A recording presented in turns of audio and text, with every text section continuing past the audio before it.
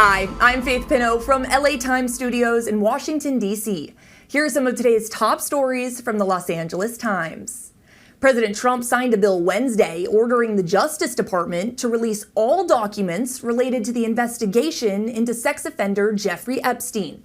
According to Ana Ceballos, Trump announced the move in a lengthy social media post, again attacking Democrats linked to Epstein while avoiding any mention of his own connections to the late financier. The signature marks a major reversal. For months, Trump worked to block the release of the files, but after pressure from within his own party, he flipped positions Sunday. Congress moved fast earlier this week, passing the bill and sending it to his desk within days. Now responsibility shifts to Attorney General Pam Bondi. She has just 30 days to release every unclassified record, document, and communication related to the Epstein case. But the law does allow the department to withhold some material, including information that identifies victims or could compromise an active investigation. Just last week, Trump directed the Justice Department to examine Epstein's links to major banks and several Democratic figures. Bondi confirmed that new investigation Wednesday, though she didn't say whether or not it would affect the timeline for releasing the files. And on Capitol Hill, some lawmakers are already expressing concern, pointing to Trump's long resistance to making the records public. The open question now is whether the Justice Department will release the full set of files or hold some back. And Nvidia shares surged Wednesday night after the chipmaker posted a better-than-expected quarterly earnings report. The stock jumped more than 4% in early after-hours trading, easing fears that the AI rally might be losing steam. According to Queenie Wong and Nilesh Christopher, the company has been the face of the AI boom. But recently, investors have been asking whether that momentum is sustainable. The tech-heavy Nasdaq is down close to 5% this month, and some analysts say part of the enthusiasm is starting to look like the dot-com era 2 decades ago. Nvidia CEO Jensen Huang tried to quiet those concerns, saying there is no AI bubble from his view. He told investors the company is strong in every part of the AI pipeline, from data centers to robotics, and that the outlook remains promising. Wednesday's results may have helped lift market confidence, but there's still a lot of anxiety about how long it will take for AI investments to actually pay off. Companies are pouring trillions into chips, infrastructure, and data centers. According to analyst estimates, OpenAI alone could spend more than $50 billion on Nvidia technology in the next few years. And despite its sky-high valuation, the tech giant is still losing billions each year. Some experts say that doesn't mean the market is in a bubble. Goldman Sachs noted that big tech companies have the profits in balance sheets to support these projects, with others pointing out that funding mostly comes from equity, not debt, making the possibility of a meltdown much less likely. Still, a growing share of fund managers say they're worried. A Bank of America survey found that about 45% see an AI bubble forming, and a handful of economists warn that companies touting AI without real results could still crash. For now, Nvidia's performance is helping steady the market, but the debate over whether this is a revolution or a cliff is far from over. And the September jobs report, which had been held back due to the government shutdown, was released Wednesday afternoon. According to reporters, the results were better than expected, but still, it paints a mixed picture about the state of the U.S. job market. The good news is that the government added 119,000 jobs during the month of September, more than doubling what economists projected.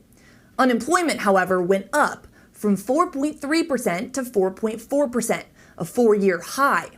The Labor Department said, in part, that was due to more people entering the labor market and looking for jobs. The report also cleared up some backlog. Revisions show the economy actually lost jobs in August, and earlier months were weaker than first reported.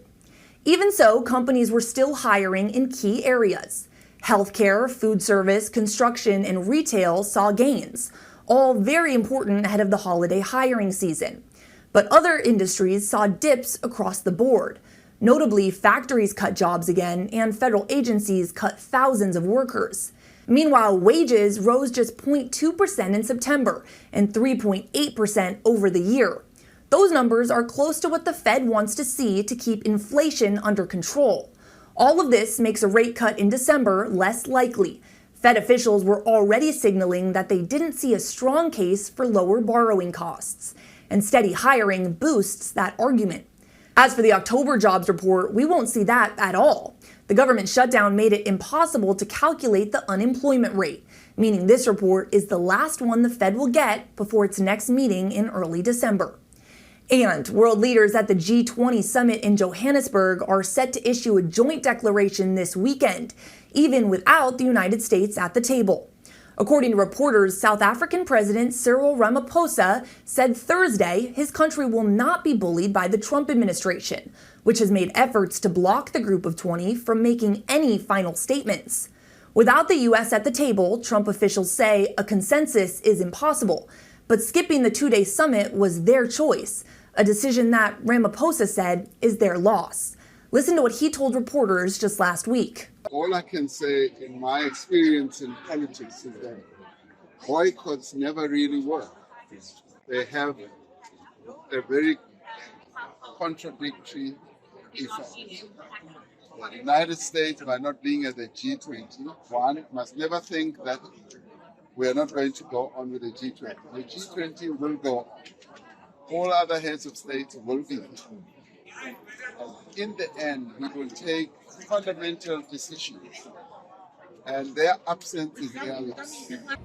Despite buy-in from 19 other countries, the White House boycotted the talks, drawing on President Trump's claim that South Africa's government is violently persecuting their white majority population. Those claims have been widely discredited, but Trump has repeated them for months, including after a tense meeting with Ramaphosa at the White House in May. The summit is the first G20 gathering ever held in Africa. South Africa took over the rotating presidency this year and has hosted more than 120 meetings leading up to this weekend. The United States is slated to take the presidency next. Several other leaders, including China's Xi Jinping and Russia's Vladimir Putin, are also skipping the summit, though both countries have sent delegations. South Africa says the only empty chair will be America's, and that the rest of the G20 is moving forward as planned. Ramaphosa wants this summit to focus on issues hitting poorer countries the hardest, including climate impacts, debt relief, and global inequity. And South African officials say they intend to deliver that message, with or without U.S. support. And finally, the University of California is raising tuition again. According to Jawed Kaleem, the Board of Regents approved a new inflation-based plan Wednesday. It's a move UC leaders say is needed to fill budget holes, but students are furious. The board voted 13-3 to renew what they call the Tuition Stability Program. It lets UC increase tuition by up to 5% a year for each incoming freshman class, meaning tuition hikes won't affect current students. It comes as UC President James Milliken says the system faces deficits, including mass layoffs and a $130 million cut in state funding. But on the UCLA campus, hundreds of students turned out to protest. They say the increase makes college less accessible and piles more debt on students who are already struggling with things like housing, food, and book costs. Still, UC leaders argue the plan has kept tuition more stable compared to other public universities, and that more than half of California undergrads already get enough aid to cover tuition. They also point to a drop in student debt in recent years. Not all regents agree, though. Speaking Wednesday, student regent Sonia Brooks called for a review of how the increases will affect student well-being, while other regents raised concerns about cutting the share of tuition that goes to financial aid, a drop from 45% down to just 40%. The board did add a few changes. Regents will review the policy again in 7 years, and campuses will get more flexibility in how they use some of the extra money. In the meantime, despite growing student pushback, the new tuition model is set to take effect this fall. That's it for now. To read these stories and more, be sure to subscribe to the LA Times.